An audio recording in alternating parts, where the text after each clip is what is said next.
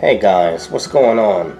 Welcome again to my YouTube channel, Eric Broadus YouTube. I say welcome again to Eric Broadus YouTube. And today I'm continuing a follow-up on high year tenure in the United States military. And today I will be covering Coast Guard high year tenure. So once again, this video will be brief, won't be long, just going over the standards real quick. Alright, for the United States Coast Guard high year tenure, for the grades of E1 to E2, E3, and E4, high year tenure is 10 years active Coast Guard service or 10 years active duty military service, whichever is greater. Now, the distinction, obviously, with the grades of E1 and E2, they cannot re-enlist. Obviously they're just, too low of a grade, and the Coast Guard does not deem it necessary to retain individuals that haven't advanced within that specific time frame. So again, for E1, E2, E3, and E4, high year tenure is 10 years active Coast Guard service or 10 years active duty military service, whichever is greater. And as I've discussed in my other videos on high year tenure, for those of you that may not know what that is, high year tenure in the military is a specific time frame for any grade or rank that may be held before an individual must get promoted. And if they don't promote within a certain time frame from one grade to another, then they will be involuntarily separated from the military or discharged. So yes. All right, now for the grades of grade of E5, high year tenure is 16 years in the Coast Guard. In the grade of E7, it is 24 years. In the grade of E8, it is 26 years. And obviously, as with all the other branches of service, with the enlisted, E9 is 30 years. So, those are the high year tenure for the United States Coast Guard. I mean, pretty much similar to the other branches of service, but there are maybe some slight differences. But for those of you that may be considering joining the United States Coast Guard, like I said, with any other branch of service, it's competitive, and they don't expect you just to sit and remain in one spot just collecting military resources. Each branch of service, they invest resources into servicemen and women, and they expect return on investment, ROI.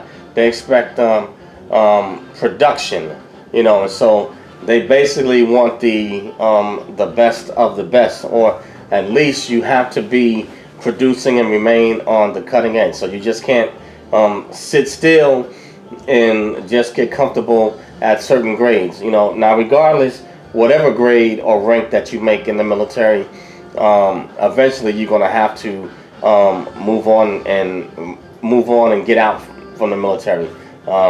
It's not a career that's meant to last forever. It has to end. And I always call it a young man's or young woman's branch of service. But again, I'll go through what high year tenure for the Coast Guard is, and then their respective grades. E1, E2, E3, and E4. 10 years active Coast Guard service or 10 years active duty military service, whichever one is greater. In the grades of E1, E2, in 10 years, if they have not progressed and gotten promoted, they are unable to re-enlist, and you will be involuntarily discharged from the United States military or from the United States Coast Guard. The grade of E5 is 16 years is the high year tenure in which you must you have a certain time frame or so many times to be passed over in promotion before you have to get promoted, or you will be involuntarily separated. So it is 16 years at the grade of E5. In the grade of E7, it is 24 years. The grade of E8 and these are the senior enlisted, or at least probably maybe only the top 2% probably make E8 or E9, but E7, E8, and E9 are considered senior enlisted military non-commissioned officers. But the grades of E8 and E9 are just they're more distinct from an E7, you know. But E8 is going to be 26 years, high year tenure, and then E9 is going to be a total of 30 years in the United States Coast Guard.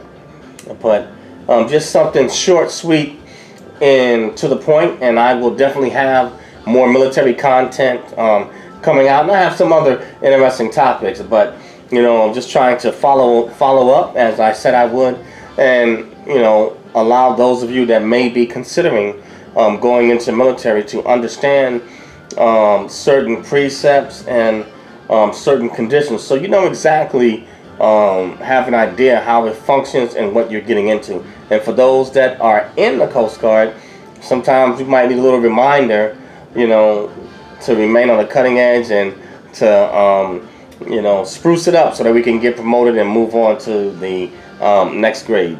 You know, the military doesn't want individuals that are going to become stagnant. So anyway, they want production. But this is all I have on this video. Again, this one is Coast Guard High Year of Tenure, and the name of my channel is Eric Broadus YouTube. That's EricBroadus YouTube, or ericbroadusyoutube.com.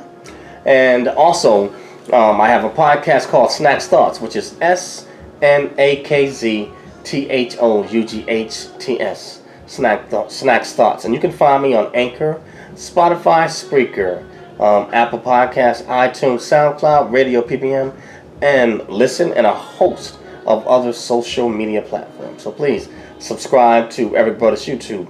Smash that bell to become a subscriber. Smash the like button or the unlike button if you don't like the video. Leave comments. I would love to dialogue with you. And please subscribe to Snacks Thoughts. You can find me over there on Anchor. You know, but please subscribe to it. And share both Eric Broadus YouTube and Snacks Thoughts. Push it out.